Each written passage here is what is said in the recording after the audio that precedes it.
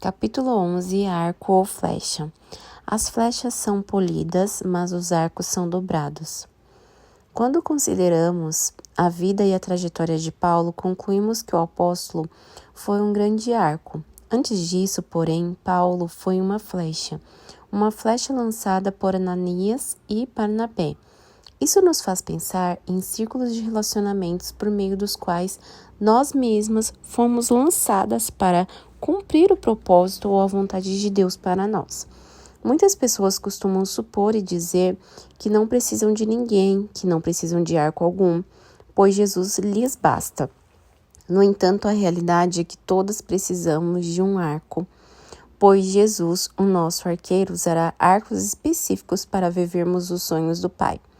Toda improvável é uma flecha que precisa ser encontrada e lançada pelo arqueiro certo. É maravilhoso saber que Deus escolheu nos usar como instrumentos para tocar corações. Ele não nos excluiu, mas nos deu o privilégio de sermos cooperadoras de sua obra na vida das pessoas. Como flecha, Paulo precisou ser lançado até que chegou o tempo de ser arco na vida de alguém e lançar Timóteo, seu filho na fé, rumo ao destino de Deus para ele. A vida cristã é uma caminhada, na maioria das vezes, de longo alcance. Isso quer dizer que a vida com Deus é pautada por etapas e níveis. À medida que crescemos no Senhor, avançamos também no cumprimento dos propósitos de Deus e frutificarmos onde Ele nos plantou. Não raramente terminamos o dia cansadas ou por termos concluído toda a tarefa que nos incumbia e os compromissos para determinado dia, ou porque nos sentimos frustradas mesmo, com uma relação de assuntos pendentes e pessoas frustradas conosco. Certa vez, triste pelo cansaço da segunda opção, busquei em Deus um alinhamento, pois eu não queria enfrentar um esgotamento ou estresse ministerial, muito menos me perder com tantas atividades. Era tempo de deixar que Deus ajustasse o meu chamado. No livro de Atos dos Apóstolos, há um momento quando os primeiros 12 discípulos já não conseguiam cuidar de todas as coisas, por isso eles foram direcionados a escolher homens que pudessem servir às necessidades sociais da comunidade cristã, a fim de que eles próprios tivessem tempo para se dedicar ao estudo e ensino da palavra. Foi considerando esse momento vivido pelos apóstolos que entendi que era necessário separar algumas mulheres que pudessem servir em áreas específicas, mulheres que precisavam voar flechas como eu e que apenas dependiam de um arco que as lançasse. Há áreas de atuação nas quais eu não posso estar. Por mais que eu quisesse apoiar todas elas, o tempo de ser arco implica entender que a flecha é lançada, mas o arco não. Ele permanece nas mãos do arqueiro. O lugar de ser arco é um lugar novo para mim e talvez seja para você também. A questão é saber identificar os tempos e entender que função devemos desempenhar, a de ser arco ou a de ser flecha. Para descobrirmos se somos arco ou flecha, precisamos conhecer um pouco sobre as nossas características de cada uma, pois muitas mulheres são flechas que precisam ser lançadas, desde que o primeiro tenham o discernimento de sua função. Como flechas nas mãos do arqueiro são os filhos nascidos na juventude. Como é feliz o homem que tem a sua aljava cheia deles. Não será humilhado quando enfrentar seus inimigos no tribunal. Salmo 127, versículo 4 e 5. Este é um texto que traz considerações importantes para nós.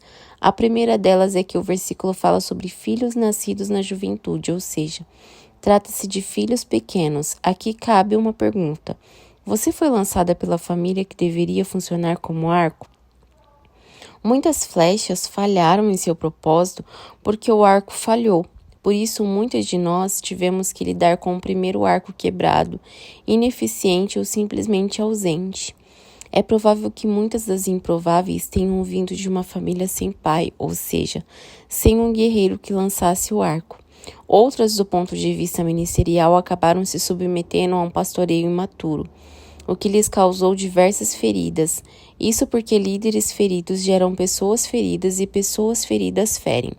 Muitas flechas estão desperdiçadas no chão por não estarem em uma aljava apropriada ou nas mãos de um arqueiro que possa lançá-las. E é justamente por isso que Deus tem levantado líderes saudáveis que possam ser o arco que essas flechas precisam para alcançar o destino de Deus. O arco precisa saber o tempo certo de ser a pessoa que lança a flecha para o seu destino, ou seja, de impulsionar alguém. Já as flechas precisam compreender que deverão estar alternadamente em 3 ambientes: na aljava, no ponto de mira ou rumo ao alvo determinado para ela. O tempo na aljava. O tempo de estar na aljava tem, no entanto, uma particularidade. Escutem-me, vocês, ilhas, ouçam, vocês, nações distantes. Antes de eu nascer, o Senhor me chamou. Desde o meu nascimento, Ele fez menção do meu nome. Ele fez de minha boca uma espada afiada. Na sombra de sua mão, Ele me escondeu. Ele me tornou uma flecha polida e escondeu-me na sua aljava. Ele me disse: você é meu servo, Israel, em quem mostrarei o meu esplendor. Mas eu disse: tenho me afadigado sem qualquer propósito. Tenho gastado minha força em vão e para nada. Contudo, o que me é devido está na mão do Senhor, e a minha recompensa está com meu Deus. E agora o Senhor diz: aquele que me formou no ventre para ser o seu servo, para trazer de volta Jacó e reunir Israel a ele mesmo, pois sou honrado aos olhos do Senhor, e o meu Deus tem sido a minha força. Ele diz: para você é coisa pequena demais ser meu servo, para restaurar as tribos de Jacó e trazer de volta aqueles de Israel que eu guardei.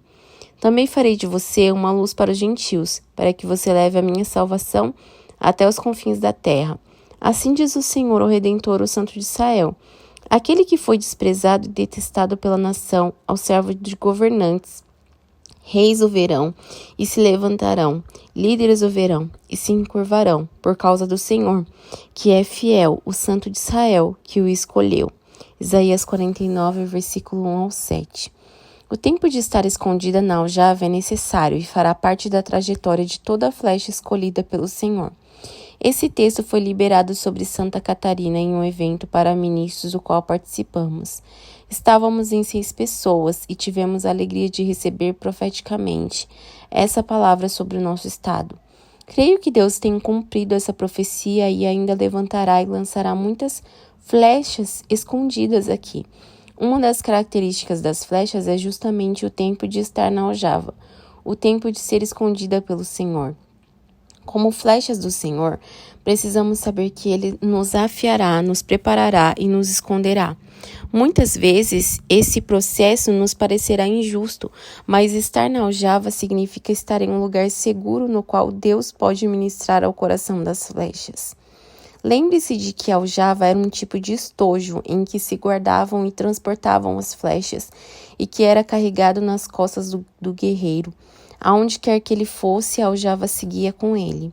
Da mesma forma, caminhamos com o Senhor, o nosso arqueiro, conhecendo o seu coração, para que, chegado o tempo de sermos lançadas, estejamos prontas para alcançar o alvo do Senhor para nós.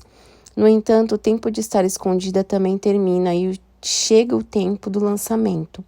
Ao chegar o momento, é comum depararmos com as nossas próprias limitações e com o sentimento de inutilidade. Até bem pouco tempo, eu sofria muito no dia dos encontros de mulheres. Eu lutei contra a sensação de que aquilo que eu estava fazendo era inútil. Quando as reuniões de mulheres terminavam, apesar do retorno positivo delas, a minha vontade era nunca mais ocupar a plataforma. Deus, porém, foi me forjando para estar nesse lugar, lapidando-me para responder ao chamado e ao tempo dele para mim. No meu tempo com Deus, Ele ministrava ao meu coração sobre o efeito do meu trabalho no coração de muitas mulheres, mas a minha visão parecia inútil. A sensação de inutilidade era tão intensa que eu resisti muito a disponibilizar as mensagens no YouTube. Deus pode nos surpreender quando entregamos a Ele o pouco que temos.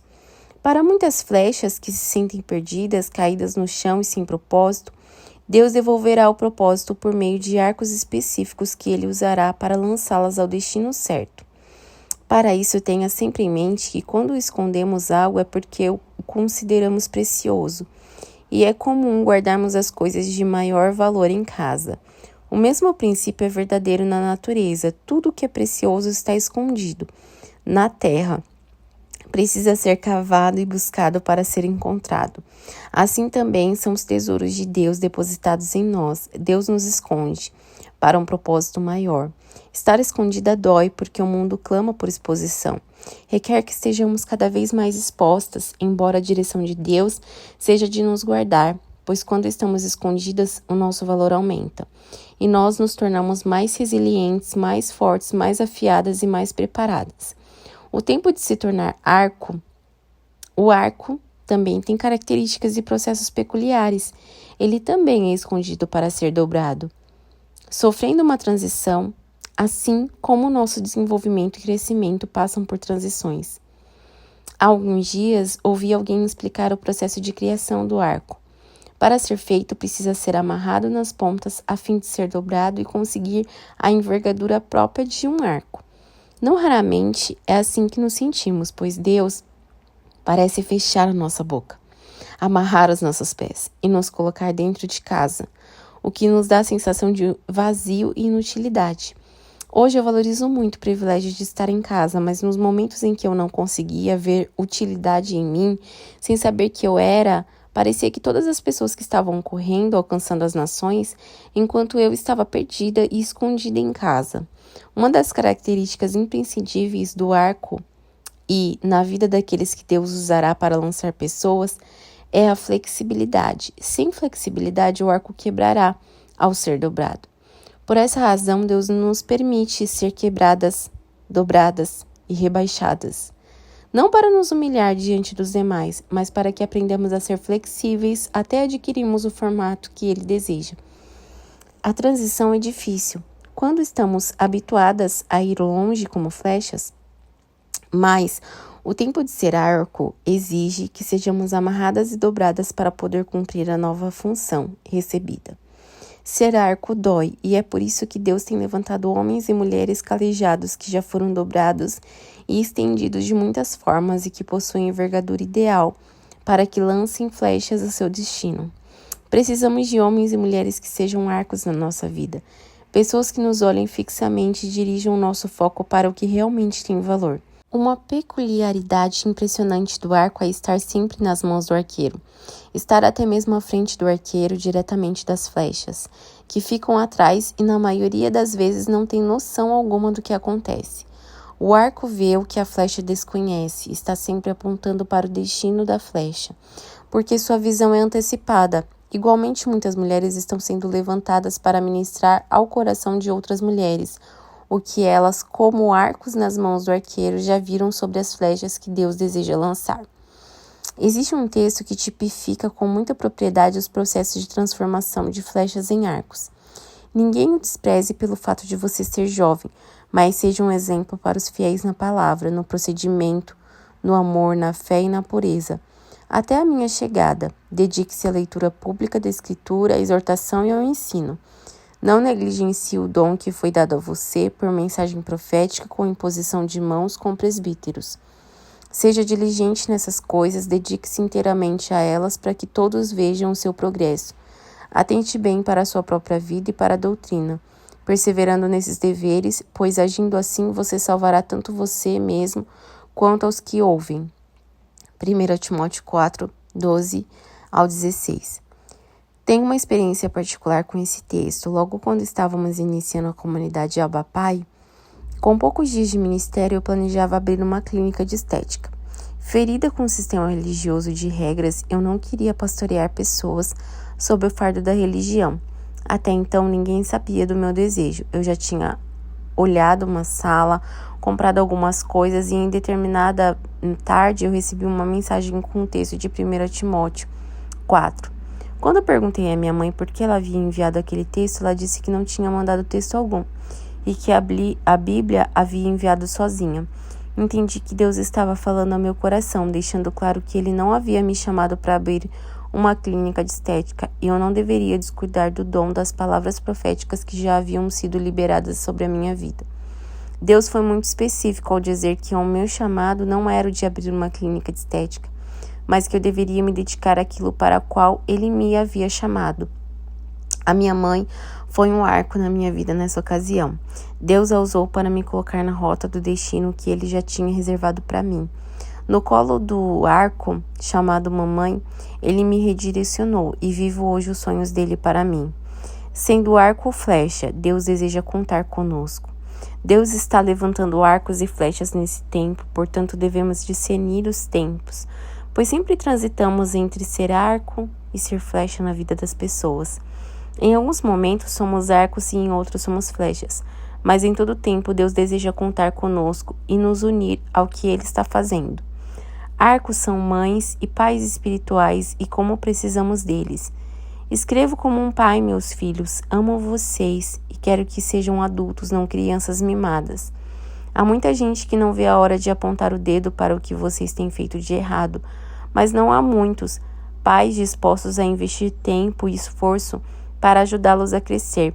Foi quando Jesus me levou a proclamar a vocês a mensagem de Deus que me tornei o pai de vocês. 1 Coríntios 4,15. Mudar dá medo, mas deveríamos ter medo de ficar no mesmo lugar. Para abraçar a vontade de Deus, precisamos soltar a nossa. Para estar onde Deus quer que estejamos, precisamos abrir mão de onde gostaríamos de estar. Quantas vezes falamos para Deus que queremos viver os sonhos e propósitos dele? Nesse caminho, a renúncia será sua amiga inseparável. Ela causa dor e desconforto, mas libera autoridade para cumprir o nosso chamado. A renúncia é uma pressão interna e as pressões nos amadurecem.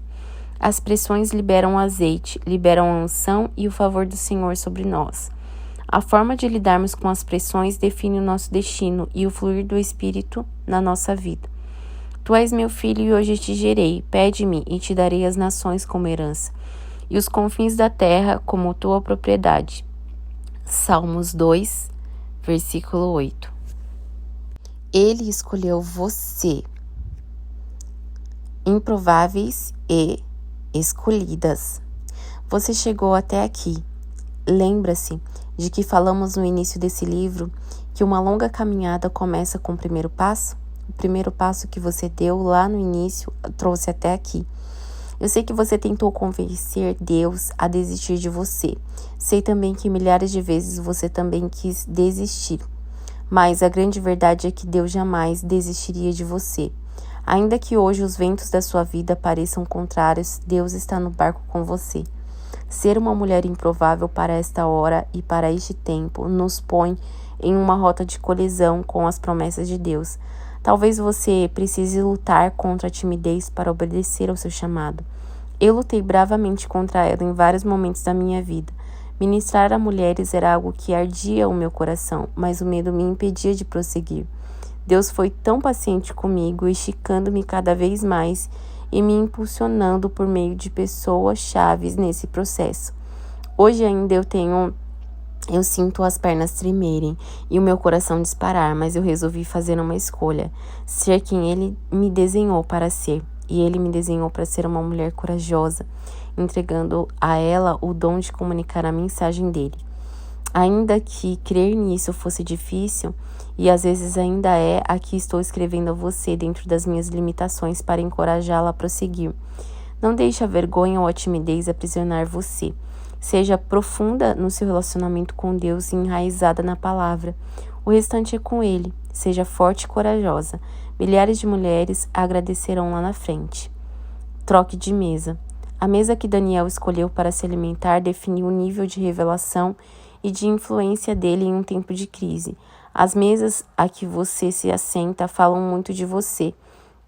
As suas escolhas hoje definem onde você estará amanhã.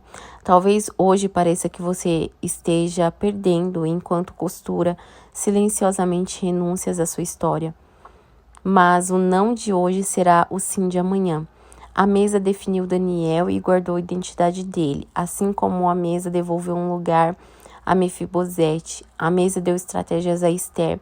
A mesa dos discípulos de Emaús trouxe revelação. E a mesa de Davi fazia seu cálice transbordar mesmo diante dos seus inimigos. Escolha bem a sua mesa, porque nem todas as mesas são para você. A mesa de Marta tinha ressentimento. A mesa de Simão tinha intenções escondidas. A mesa da Babilônia tinha manjares que roubavam a identidade. A mesa de Vasti tinha desonra. As mesas estão à disposição para serem escolhidas. Caberá a você escolher bem. O banquete sobre o qual você se debruça definirá quem você é. Não tema ser prensada. Você se transforma em uma encorajadora quando vence as piores dores. Não é nas melhores fases que o óleo de cura é extraído. Assim como a oliveira precisa ser prensada para liberar o azeite, é nas prensas que o melhor de nós é extraído. Uma mulher que venceu a depressão pode encorajar uma mulher que está enfrentando o vale de dor. Por outro lado, podemos dizer que as lutas de hoje podem ser a cura de alguém amanhã. Do outro lado da moeda, sabemos que a zona de conforto é o pior inimigo para o nosso crescimento.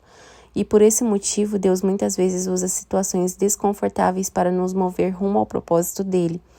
Não fomos criadas para permanecer nos mesmos lugares que um dia nos serviram de proteção, porque hoje podem se transformar em prisão. As redes de nylon, por exemplo, usadas nas janelas foram feitas para a proteção das crianças, mas as mesmas redes, para os adultos, limitam a visibilidade e se tornam uma prisão. Do mesmo modo, a sua zona de conforto já foi o seu lugar de nutrição, de aprendizado, de proteção. Mas para seguir em frente, você precisa avançar, porque o seu propósito começa quando termina a sua zona de conforto. E talvez você precise deste lembrete, tanto quanto eu. Lembre-se de que o nosso sucesso não é medido pelos padrões do mundo. O verdadeiro sucesso é medido pelos padrões de Deus. Ele se preocupa mais com a nossa integridade do que com quantos seguidores temos nas redes sociais.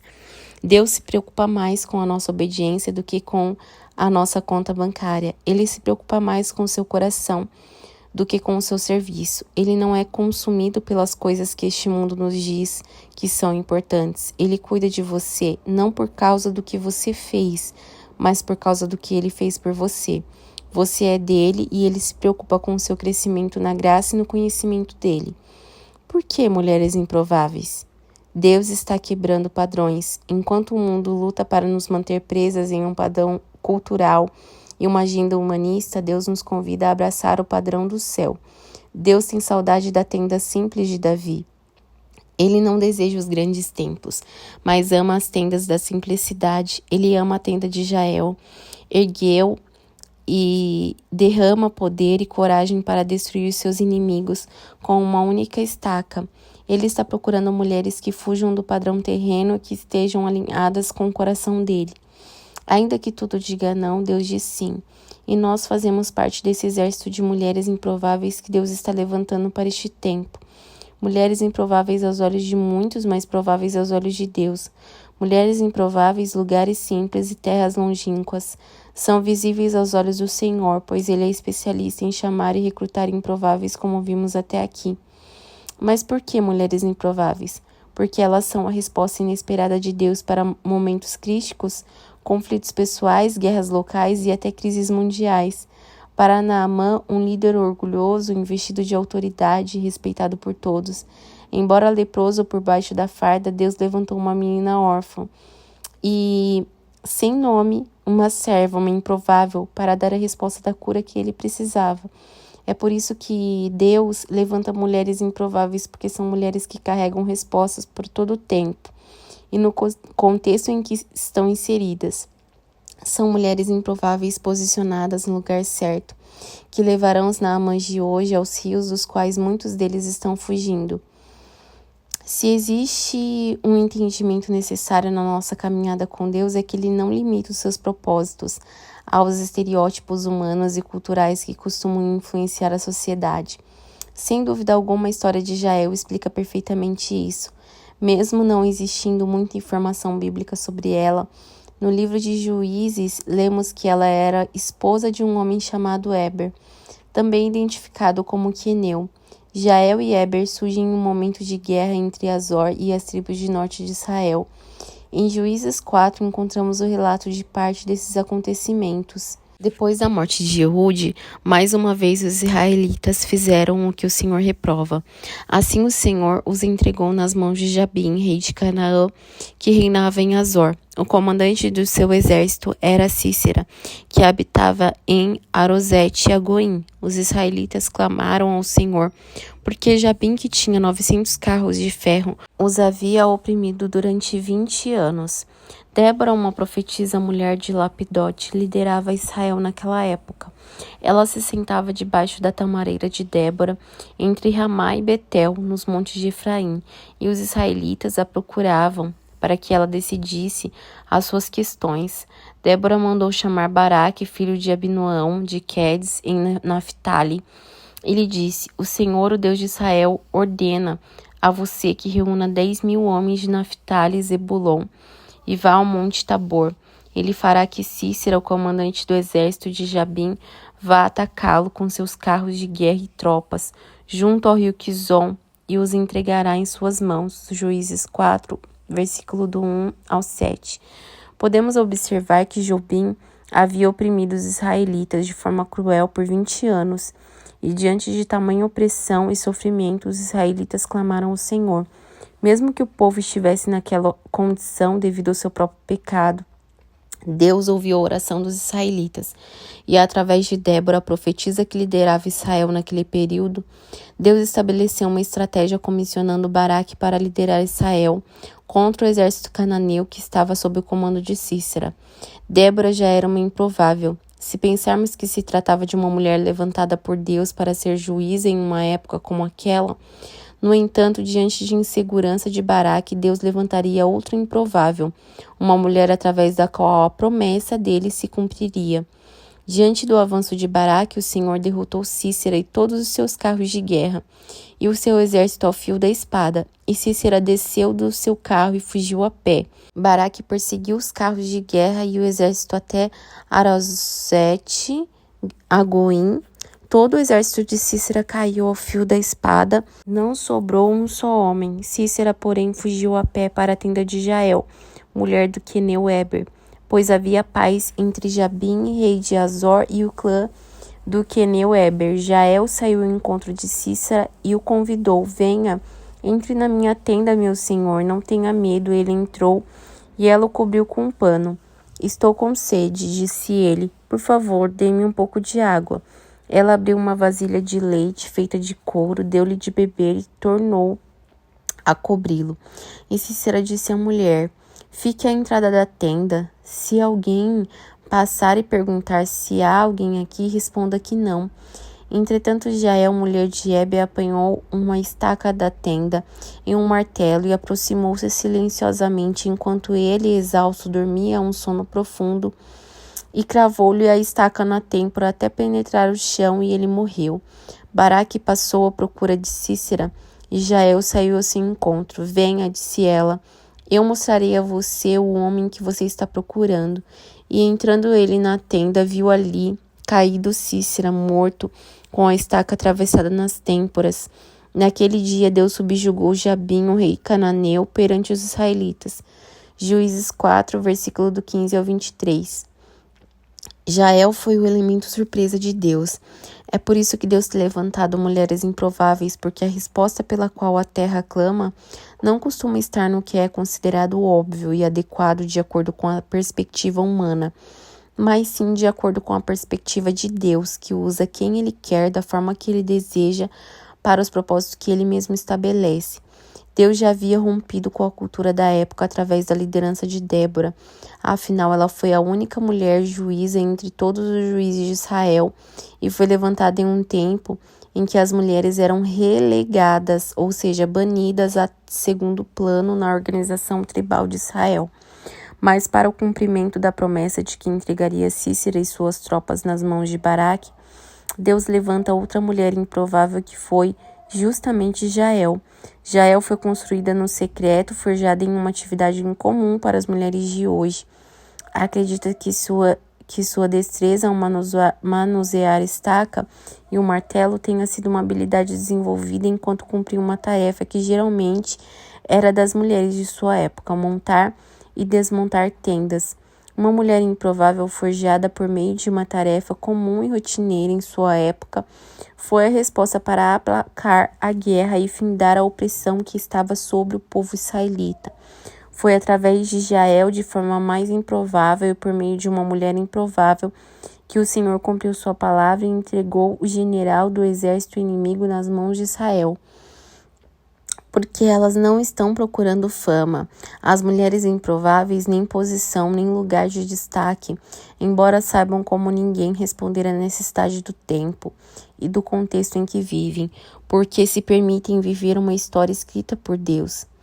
Que Jael seja a mais bendita das mulheres, Jael, mulher de Heber, o queneu, seja ela bendita entre as mulheres que habitam em tendas. Ele pediu água e ela lhe deu leite, numa tigela digna de príncipes. Trouxe-lhe coalhada. Ela estendeu a mão e apanhou a estaca da tenda, e com a mão direita o martelo do trabalhador. Golpeou Cícera, esmigalhou sua cabeça, esmagou e trapassou suas têmporas. Aos seus pés ele se curvou, caiu e ali ficou prostrado. Aos seus pés ele se curvou e caiu. Onde caiu, ali ficou, morto. Juízes 5, versículo do 24 ao 27. Por que mulheres improváveis? Porque são mulheres que habitam nas tendas da simplicidade. Mulheres de verdade que aprenderam a esperar, que aprenderam a construir no secreto e a permanecer determinado tempo escondidas. São mulheres que se deixaram aperfeiçoar no silêncio, aprender nas cavernas, por meio de feridas de novas conexões. E jamais andaram com um tanque vazio. Aprenderam a tirar força da fraqueza, se deixaram matricular na escola do quebrantamento e passaram por um processo doloroso de podas necessárias. Por que mulheres improváveis? Porque são elas que Deus está levantando neste tempo.